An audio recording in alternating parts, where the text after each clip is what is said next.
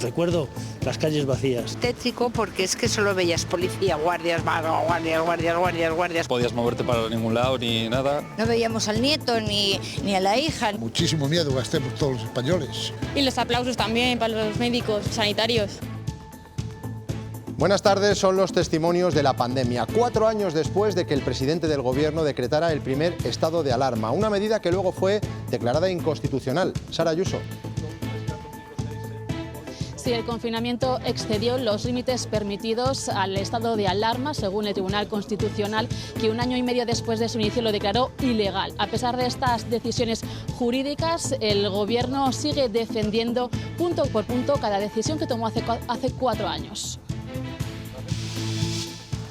El Ministerio de Sanidad quiere convertir a España en un país libre de tabaco. Hoy se ha reunido la Comisión de Salud Pública. Se contemplan medidas como prohibir fumar en marquesinas y terrazas y subir los impuestos.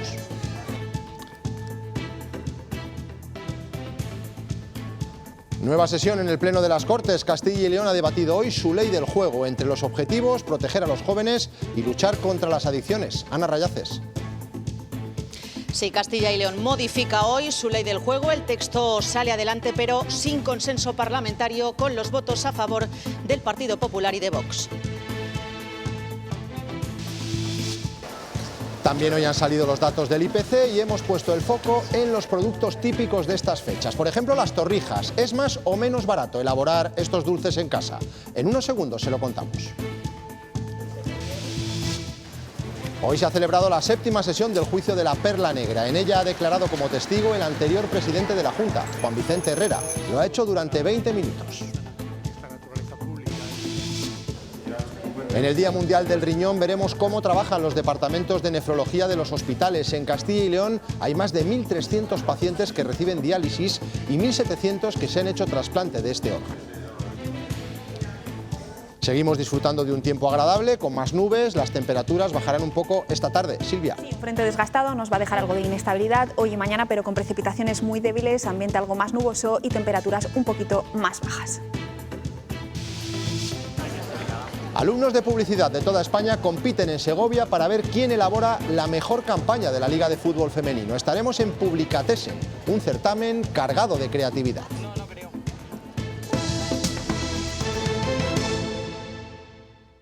La declaración del estado de alarma afecta a todo el territorio español durante 15 días que podrán prorrogarse. Quiero pedir encarecidamente a la población de Castilla y León que permanezcan en sus casas. 4 años han pasado ya de estos mensajes, la movilización de las instituciones ante la epidemia de COVID. El presidente del Gobierno anunció el estado de alarma que nos confinó en nuestras casas durante 3 meses con más o menos restricciones. Con el tiempo, tanto ese primer estado de alarma como el segundo fueron declarados inconstitucionales. Sara, volvemos contigo. Sí, el Tribunal Constitucional consideró que se habían excedido las restricciones que se permitían con el estado de alarma al limitarse derechos fundamentales como la libertad de movimiento, para lo que habría sido necesario decretar un estado de excepción. La primera sentencia llegaba en junio de 2021 y la segunda en octubre de este año. 4 años después nos han dado pasos para actualizar una legislación que ampare este tipo de decisiones ante una eventual situación similar. A pesar de estas sentencias, el Gobierno hoy defiende cada paso que dio entonces, el día en el que, según Sánchez, la sociedad empezó a derrotar la pandemia que cambió nuestra vida tal y como la conocíamos. Hace 4 años la vida de millones de personas se puso en pausa. Muchísimo miedo. Muy angustioso. Muy tristes, fue difícil de asimilar. Las 2 semanas de confinamiento se convirtieron en 3 meses en casa.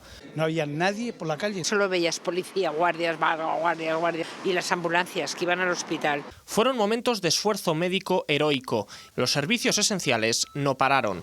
Dar un 120% de nuestra capacidad de trabajo para abordar esa situación. Nuestro mayor orgullo son los servicios humanitarios que hicimos, esa tranquilidad de transmitir a la población de que llegaríamos hasta cualquier pequeño rincón. Asimilamos la distancia social y salir solo para lo indispensable, como comprar medicinas o alimentos.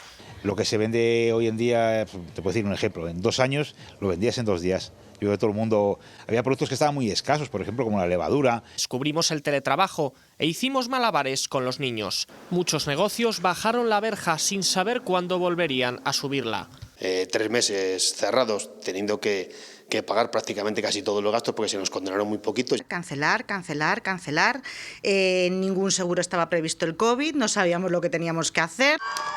El virus cambió nuestra rutina y los días pasaron más lentamente que nunca. Las comunidades autónomas han conocido esta mañana por boca del Ministerio el nuevo plan antitabaco en el que trabaja el departamento de Mónica García.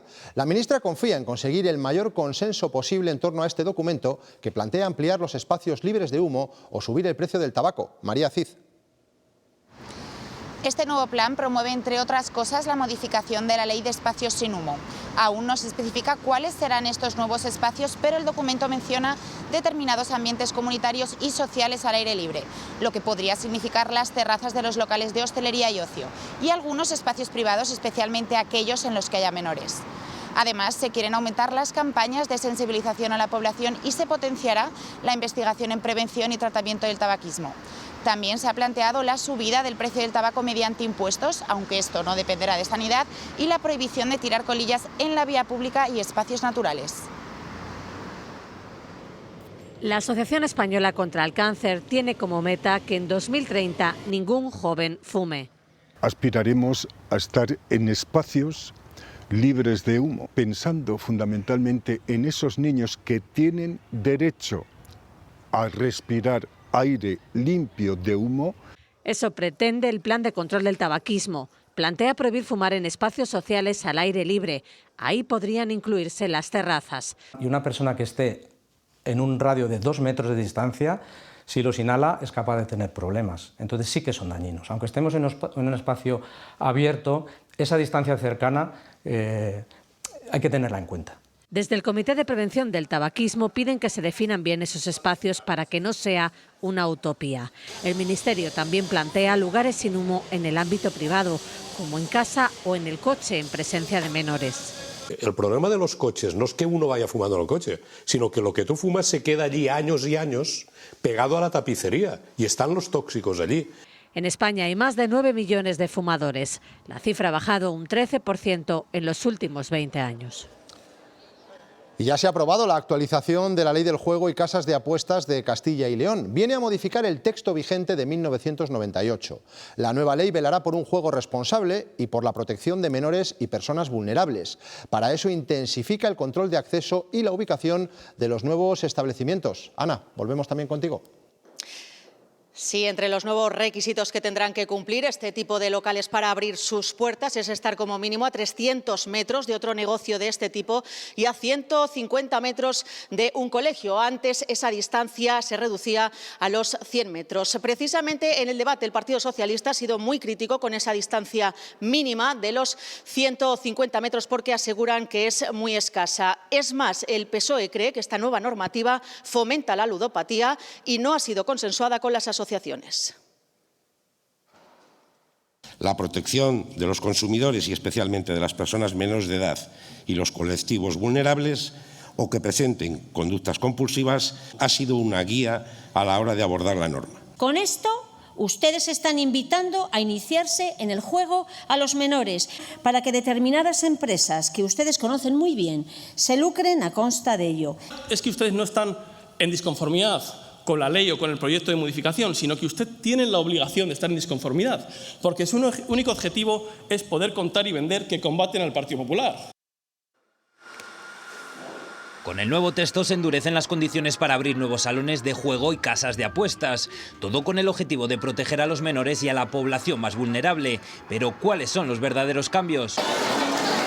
El principal, se fija un área de influencia para los centros educativos. Los nuevos establecimientos tendrán que estar a más de 150 metros. También se tendrá que guardar al menos 300 metros de distancia entre establecimientos de juego y casas de apuestas. Eso sí, la norma no tiene carácter retroactivo, seguirán abiertos los que ya estén en funcionamiento. También se intensifica el control de la publicidad y promoción del juego. Ya dentro de los salones se obliga a tener un servicio de control de acceso y registro como en los casinos. La ley da 2 meses de plazo para que se adapten. ¿Y qué pasa con las sanciones? Las infracciones irán desde los 6.000 hasta los 600.000 euros.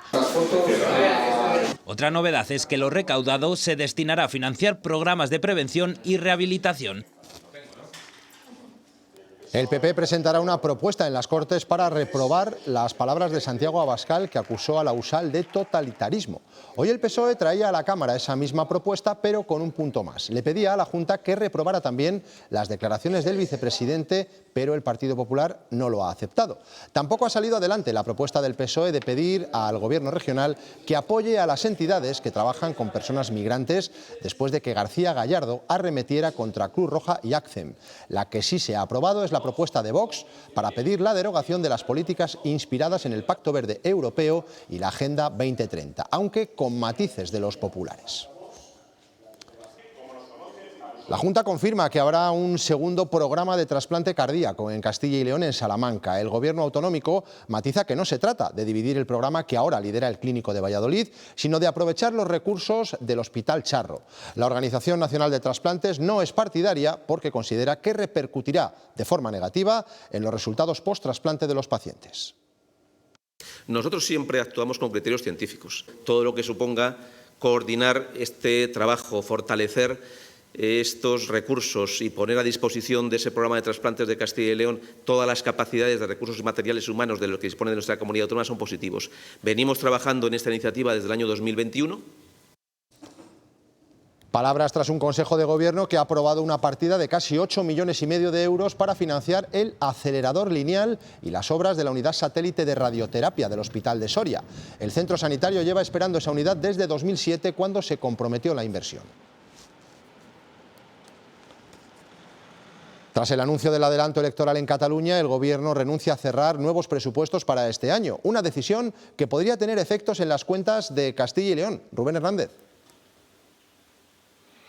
Sí, porque esa decisión podría provocar cambios en las entregas a cuenta o en el déficit que el Gobierno planteó en su día a las comunidades, cuando entonces pensaba que iba a tener nuevos presupuestos. Por eso, lo que ha pedido el portavoz de la Junta tras el Consejo de Gobierno que se ha celebrado hoy aquí en las Cortes es que si va a haber algún tipo de modificación, saberla cuanto antes. También ha recordado que prorrogar las actuales cuentas no es una buena noticia para Castilla y León, pues en esas cuentas las inversiones caían con fuerza. En España no es buena noticia porque, lógicamente, pone de manifiesto la falta de seguridad y la falta de confianza que hay en la acción de Gobierno, y esto crea indefinición e inseguridad y, por tanto, puede retraer algunas inversiones. Y, a su vez, pone de manifiesto la debilidad del Gobierno, que ni siquiera es capaz de presentar unos presupuestos. ¿Qué impacto puede tener para nosotros? Pues es lo que nosotros desconocemos. Nosotros lo que sí creemos es que hemos sido prudentes, y además yo creo que el tiempo, cada día que pasa, nos da más la razón. El camino hacia los presupuestos generales de 2024 estaba siendo tortuoso y el Senado había rechazado su techo de gasto. Ahora el Ejecutivo renuncia a esa senda por el adelanto electoral en Cataluña y ya piensa solo en las cuentas de 2025. La vicepresidenta primera y ministra de Hacienda dice que los comicios imposibilitan la negociación con los independentistas. Pero la vicepresidenta segunda, Yolanda Díaz, critica que se tire la toalla. Los políticos tenemos que saber leer la realidad y en este caso lo que se marca es que hagamos el presupuesto 25, porque es que conforme avanza el tiempo cada día tiene menos sentido. Pues nosotros respetamos la posición del presidente del Gobierno, no la compartimos, sobre todo porque hay que seguir gobernando. Que la legislatura se desmorona y que Pedro Sánchez tiene cada día más problemas y que ahora ya no va a haber presupuestos como él exigía al Gobierno de Mariano Rajoy. La no negociación de las cuentas no afecta a lo que sí que ha negociado el Gobierno con sus socios. La ley de amnistía ha superado la votación en el Congreso tras los cambios pactados con Junts, que esta vez sí que la ha apoyado. Al segundo intento, la ley de amnistía ha conseguido salir adelante. Queda aprobada la proposición de ley orgánica. Los socialistas defienden que la ley de amnistía es la forma de resolver un conflicto político en Cataluña que atribuyen al PP. Dejen los anuncios apocalípticos, dejen sus soflamas hiperbólicas, dejen de proclamar sus mentiras a los cuatro vientos. Los populares y Vox advierten de que esta ley divide a España y afean que el PSOE se ha plegado a todas las exigencias de los independentistas. Amnistían el terrorismo, la malversación, la corrupción y la alta traición. Lo han acatado todo. Que el señor Sánchez ha vendido la soberanía de los españoles. Y hoy en España hay un cogobierno integrado por Mohamed VI y por Puigdemont. Junts esta vez sí que ha apoyado el texto, aunque al igual que Esquerra dice que esto no es todo. Ara, Junts i a totes, visca Catalunya lliure. I la següent passa del conflicte polític és l'exercici del dret a l'autodeterminació. Esta no ha sido la última vez que se vota la ley de amnistía en el Congreso. Volverá a hacerlo dentro de 2 meses, después de que previsiblemente sea rechazada por la mayoría absoluta del Partido Popular en el Senado.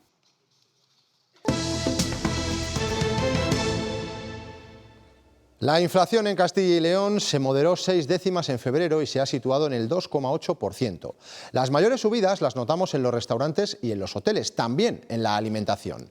El único sector en el que se ha notado un descenso es en el de la vivienda, debido a la reducción del coste de la energía. Y como estamos casi en vísperas de la Semana Santa, hemos querido comprobar cómo afecta a los platos típicos de esta época en la subida de los precios. Cumplir con la Cuaresma o simplemente porque nos gustan los productos típicos de esta época nos costará un poquito más que hace un año. Empecemos por las torrijas. Los hace mi esposa caseras, que no tiene nada que ver con lo industrial. Con el pan, la leche, la canela. No sabemos bien la receta, pero endulzarnos con ellas nos costará más. Ha subido el aceite, pero también los huevos y el pan, aunque baja levemente la leche. No las hago, si me las regalan las como, pero no las hago porque engordan mucho. Otro clásico de estas semanas es el potaje. Pues con las espinacas, bueno, que está rico. Las legumbres como los garbanzos también están más caras que el año pasado, e incluso la sal y el pimentón.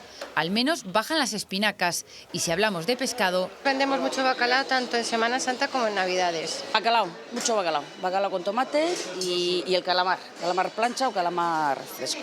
Los pescados han subido entre un 4 y un 7%, y si le añadimos arroz también nos costará un poco más que el año pasado, aunque son muchos los que no cambian nada su dieta estas semanas. Sí comemos pescado, pero no por tradición. Estoy comprando unos chuletones sin entrecot para comer, así que no las seguimos demasiado. Para los que compran carne estos días, la mala noticia es que el porcino ha subido un 11% y el ovino y caprino un 8%. El expresidente de la Junta de Castilla y León ha declarado como testigo en la 7ª jornada del juicio de la Perla Negra. Juan Vicente Herrera, que solo ha sido preguntado por la defensa de Rafael Delgado, considera que los errores vienen de prescindir del Consejo de Administración de Gesturcal, la sociedad pública que se encargaba de la gestión urbanística. Así llegaba Juan Vicente Herrera a declarar como testigo en la audiencia provincial.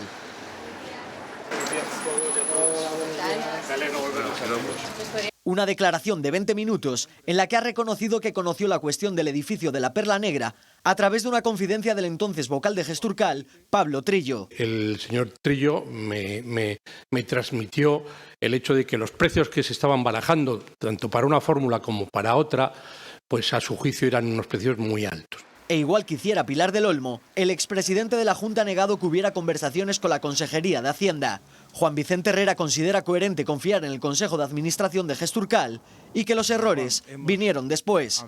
Los errores que se hayan podido cometer y que estamos conociendo, o que se van a conocer, la verdad material y la verdad judicial, se producen cuando se prescinde del Consejo de Administración de Gesturcal. Niega que la compra del edificio fuera una decisión política y reconoce que fue Tomás Villanueva quien le informó de la decisión del Consejo. Villanueva me transmite: el Consejo ha acordado por unanimidad que la opción más interesante para los intereses generales es la adquisición, la compra del inmueble. Sobre la compra de los terrenos de Portillo, Herrera se ha limitado a indicar que se marcaba dentro de las acciones anticrisis. El Tribunal de Justicia de la Unión Europea ha condenado a España por incumplir las obligaciones de la normativa de protección de las aguas contra la contaminación producida por nitratos.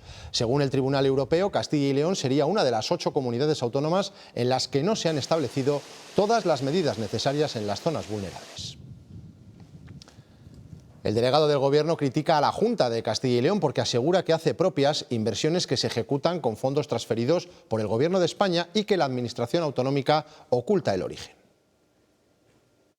Sin que la población conozca que son fondos que vienen del Gobierno central.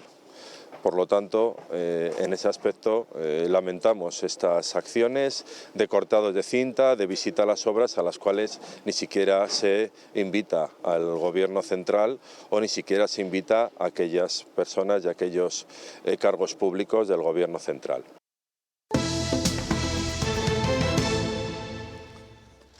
La madre de los dos jóvenes que ayer ingresaron en prisión acusados de agredir sexualmente y detener de forma ilegal a una chica en Autilla, en Palencia, ha intentado suicidarse y está en el hospital. Fuentes de la Policía Municipal han confirmado a Castilla y León Televisión que el 112 recibió el aviso de que había ingerido una gran cantidad de pastillas. Tuvo que ser trasladada en ambulancia al centro sanitario. En Castilla y León hay más de 1.300 pacientes que reciben diálisis en los hospitales y casi 1.800 que viven con al menos un trasplante de riñón. La mayoría de las diálisis se realizan en centros sanitarios, pero también es posible hacerlo en el propio domicilio. El Hospital de Burgos tiene la única unidad de Castilla y León que enseña a replicar esta técnica en casa. Esta es la única sala de diálisis de toda Castilla y León en la que los pacientes vienen a aprender para realizar el tratamiento en su domicilio. En Burgos, 20 personas depuran ya su sangre sin salir de casa. Que entre 2 horas y media, 4, 5 días, incluso algunos necesitan 6 días, es suficiente. Les permite mantener sus amigos, su vida social, su trabajo, no perder peso, seguir con su familia, viajar. Otros 140 pacientes hacen la diálisis en el Hospital de Burgos, 24 en el de Miranda y 48 en el de Aranda.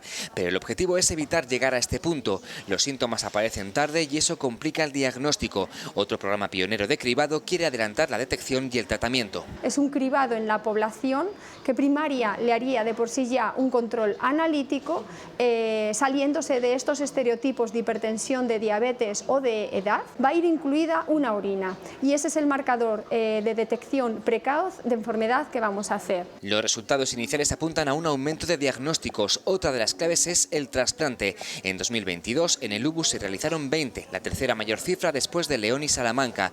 Aunque Burgos es la provincia de la comunidad en la que más riñones se donan, la lista de espera ronda un año.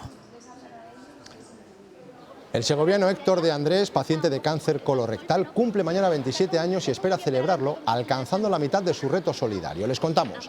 Este mediodía salía desde el acueducto para andar más de 200 kilómetros y reclamar visibilidad e investigación para el cáncer infantil. Intentará llegar cruzando la sierra a la Puerta del Sol de Madrid y emprender el camino de vuelta a casa. Sigue luchando contra su enfermedad. Héctor nunca se da por vencido y quiere que otros sientan esa fuerza, sus ganas de vivir. Eso, si no hay que salir adelante, siempre hay baches, claro está, pero siempre pensar positivo y tirar para adelante. Por ejemplo, cuando hice una ruta por Asturias, vi en una botella de leche que un amanecer siempre es una nueva esperanza. Siempre hay que tener eso en cuenta.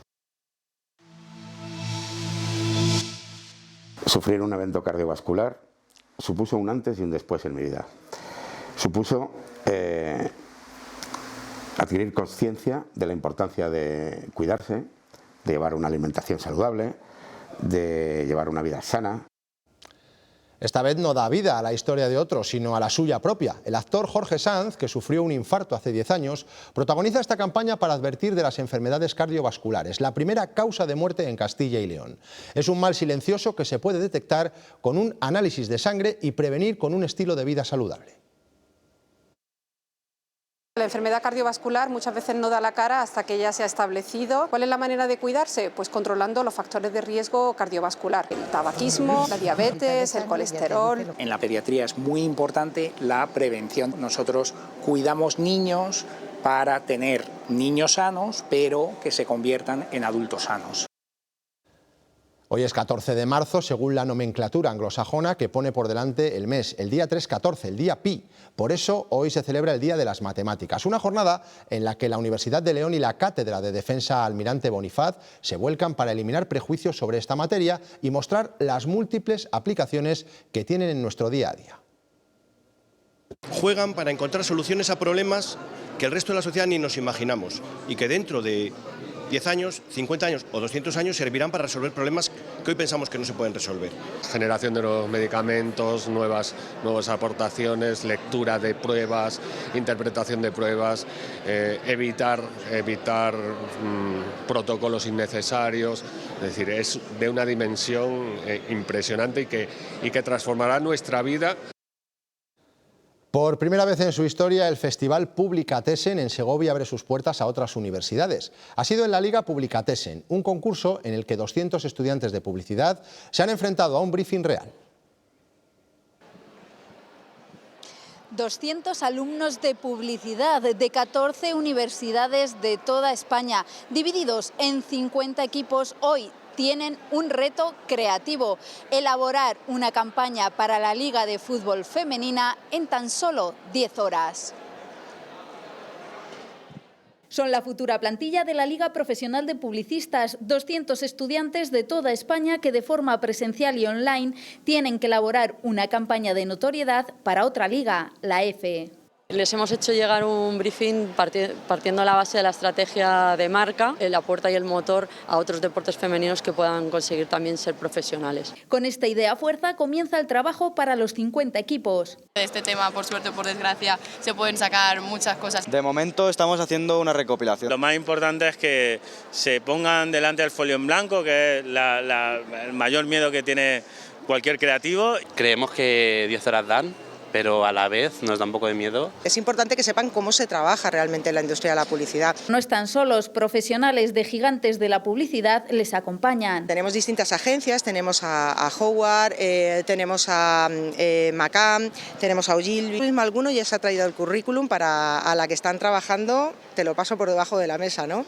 Y si resultan ganadores, pues tienen unos premios que son premios muy interesantes, son becas para estudiar en másteres de creatividad, escuelas creativas, premios en metálico. Su mayor premio, que su campaña pueda saltar a los medios.